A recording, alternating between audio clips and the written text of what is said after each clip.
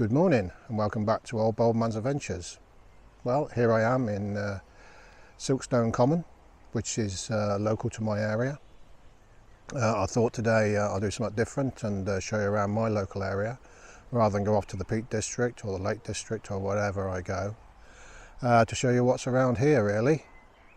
I'm in Thurgoland Wood at the moment, and I'll be doing around about a 9-mile circuit around the local area. Taking in some of the sights that you can see around here. It's pretty picturesque, so hopefully you'll stick with me and see what's around. Behind me there's a statue of a man cuddling a dog. I'll let you have a closer look in a minute, and so let's see what exciting things we can find. See you soon.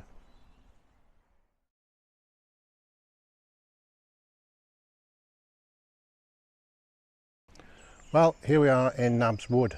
It's another wood around this area, and behind me is a memorial to 40 children, 26 who lost their lives in a tragedy in the mining that they were working in, which is along this bank.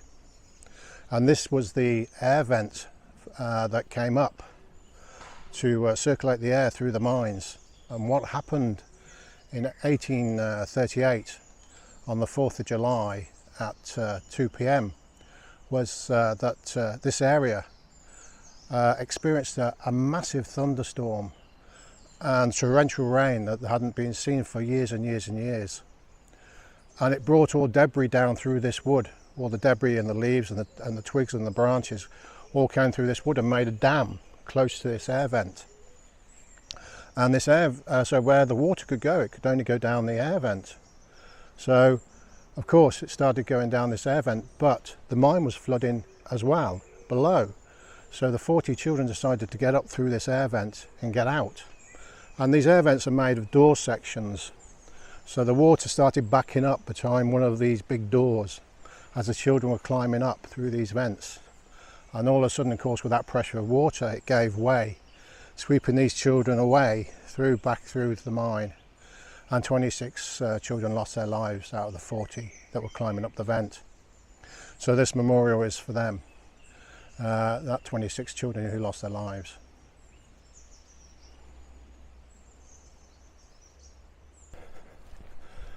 Okay, so this walk starts along the Trans-Pennine Trail, which is a trail that goes from Southport near Liverpool on the west side of the coast, and then goes all the way through to Horsey to the coast on the east side, and I believe it's about 116 miles altogether. It's not all track, of course. There are certain parts of road, but mostly it's track on the old railways that were, of course, ripped up in the late 1960s under beaching. But they've turned it into a beautiful trail, so certainly a lot of cyclists do this route, and some walkers as well, and it keeps you off the main roads, which is fantastic. It does go through parts of Manchester, which are probably isn't that pleasant, but it's one I certainly will be doing in the future, and not too distant future, if you keep watching the channel. So yeah, an old railway line to put to good use.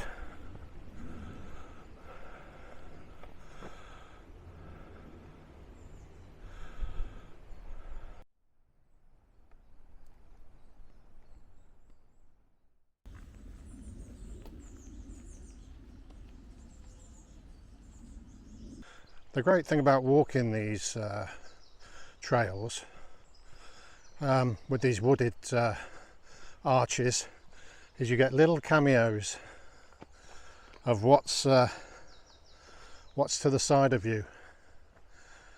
and it's absolutely gorgeous. It's a lovely area, this, but it's very industrial. So the towns and the surrounding area is a very industrial area, which makes it more important that we keep this sort of countryside with us.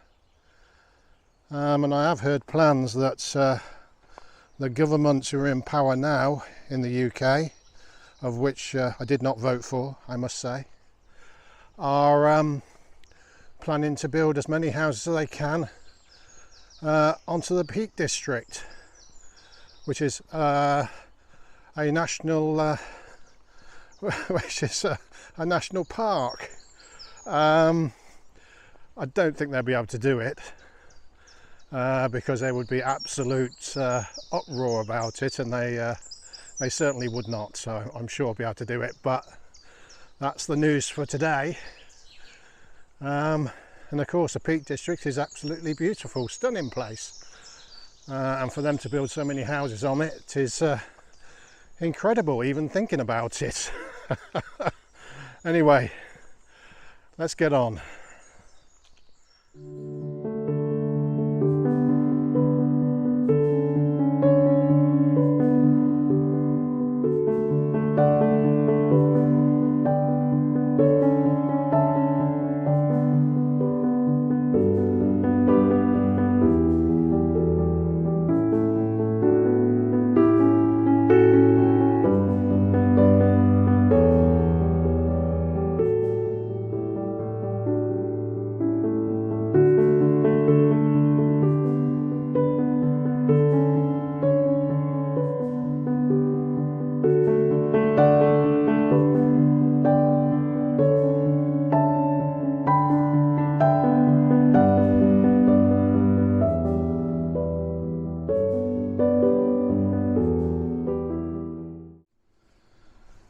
Well, as you can probably tell, I'm now off of the Trans-Pennine Trail, and I'm on the Thurgoland boundary walk, and hopefully it'll take me around to Thurgoland, which is my next stop.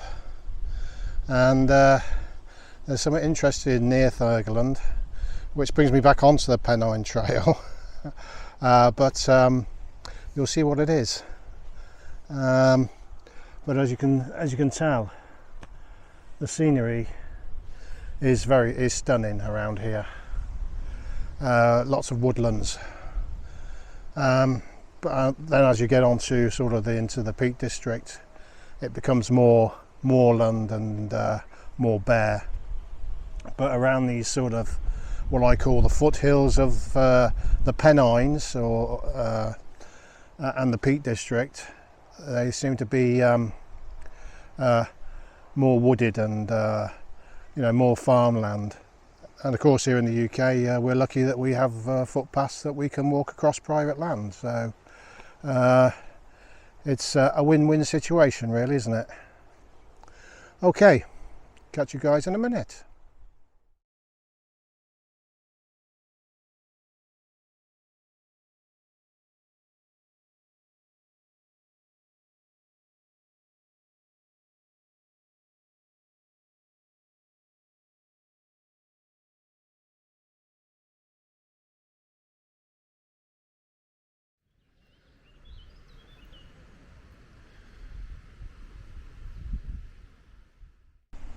So I thought I'd show you the wild daisies in this meadow, and whilst I was down here, of course foraging is my one of my other hobbies, and which I've not done on this channel much, but while I'm here I've noticed that there's an abundance of heel awl, as you can see. And this is a fantastic herb. You can put it in a tea, or you can put it in a tincture, and take a sip now and again, and it cures most ailments. That's why it's called heel awl. Absolutely beautiful. I won't be picking much today, that's for sure, because I've got to get on. Got a fair few miles to do. Right, catch you later.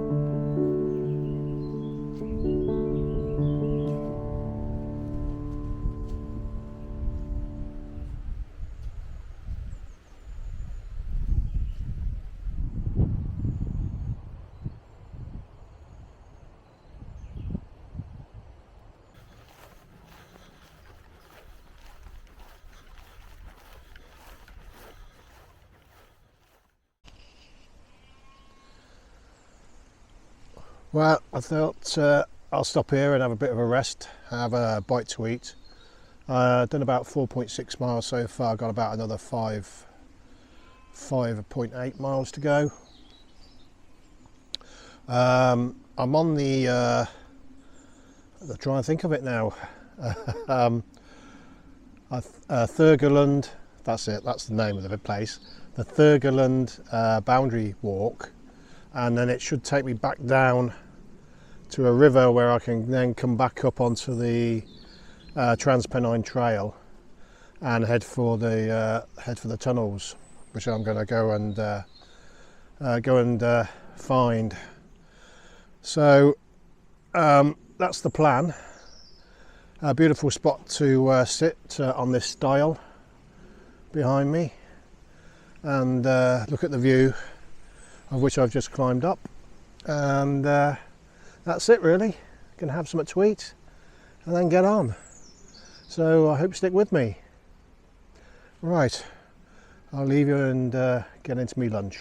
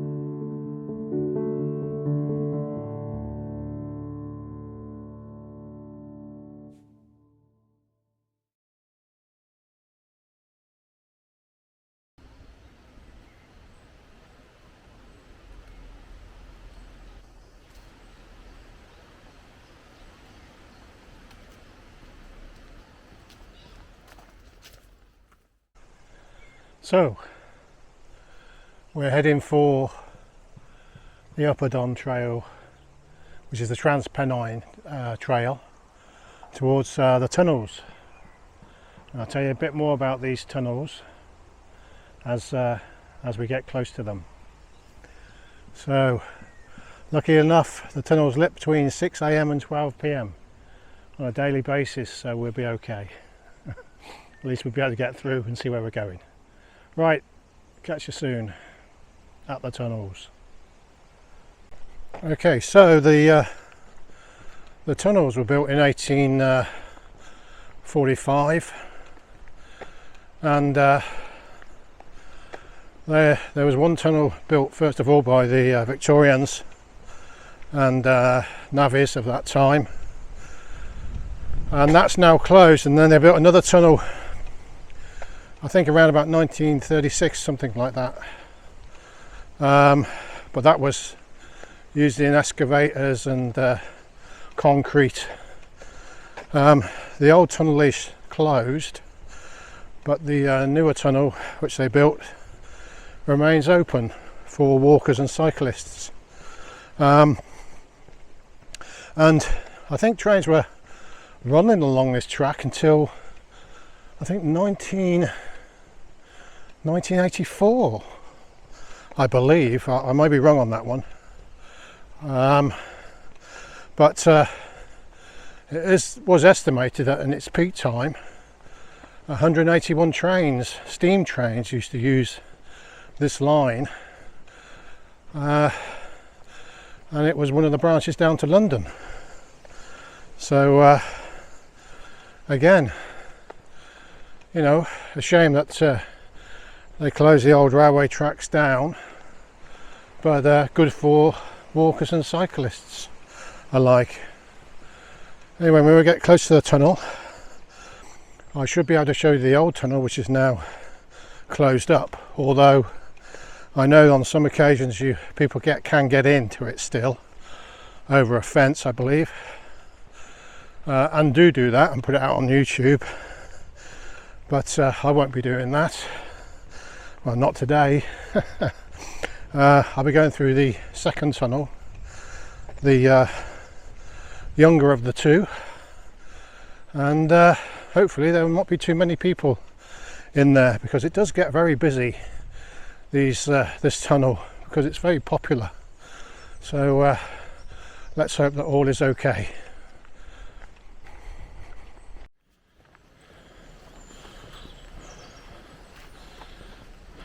Well, as we approach the tunnel, it looks as if the lights are still on. They're on automatic, so obviously somebody's just gone through. They come on when people get close.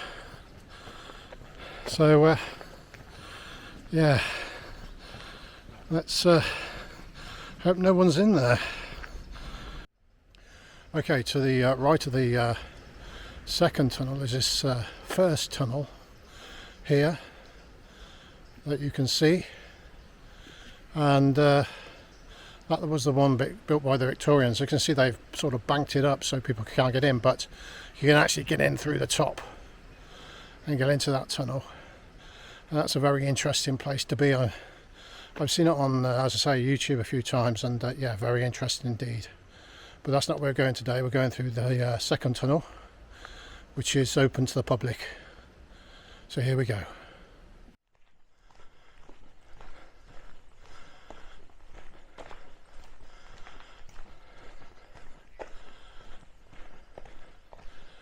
And this was built in 1948 for the LNER,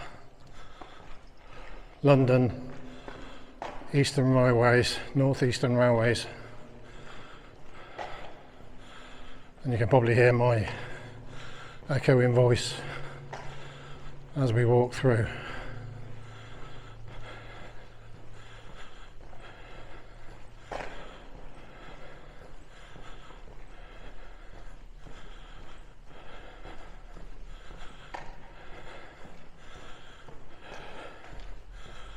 As I say, this was the second tunnel. They were thinking about, I think, around about 1936.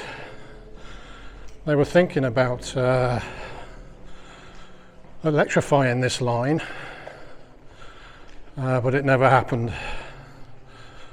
So I believe diesels used it from once the steam trains had finished and the diesels came on. The diesels used them, and about 88 per day came through. So that was a heck of a lot of travel, movement through these tunnels.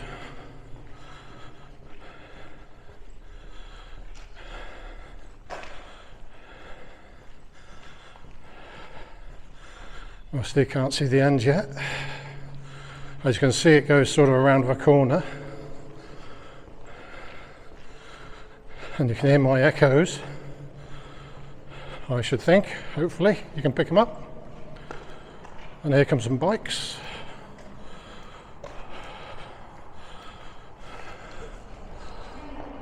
Yeah, I can hear some cyclists coming through.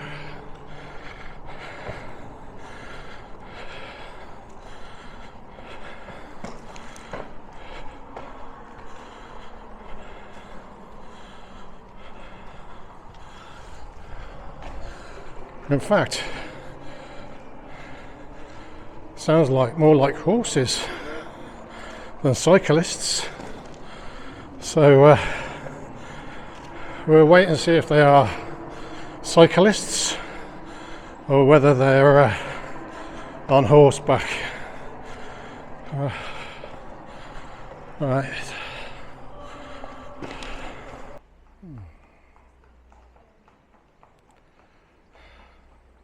I hope you don't mind. Well, there we go. There's the old tunnel. The back of it. So yeah, you can get through, as I say, to this end, but you can't get through this end. Well, I suppose you can get through the corner there, look, but that's about it of the old tunnel. I was just having a chat with the ladies who came through on the horses. They were said it's okay to put them on the video, so that's fine. And we'll get on, see how far we get.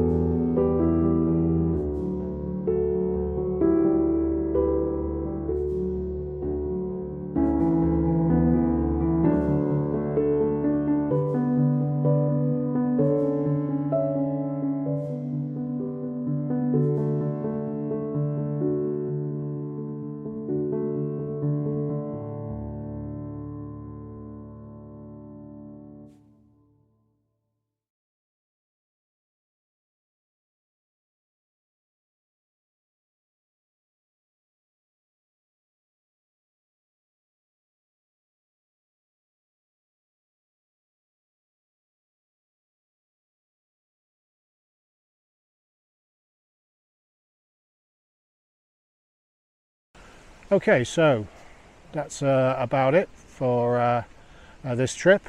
I've done around about 10 miles so far. I've got about another half a mile to go till I get into Silkstone Common. I must admit I've really enjoyed today. It's been beautiful contrast to what I normally do out on the Bleak Peak District, on the Yorkshire side, and then down into the sort of the Derbyshire side of it. Beautiful rolling hills. These southern Pennines, the foothills of the southern Pennines, is really, really pretty. and I've thoroughly enjoyed it. So I might do a few more of these around my local area. I say it's not too far away, it's only about 15 minutes from one train station, my local train station, to this train station at Silkwood Common. So yeah, I think I'm going to come out and do a lot more of these. Really enjoyed it, and I hope you do too. If you do enjoy it, please remember to give me a thumbs up. Please subscribe if you haven't subscribed. Thank you for the 177 that I've got now. Very much appreciated.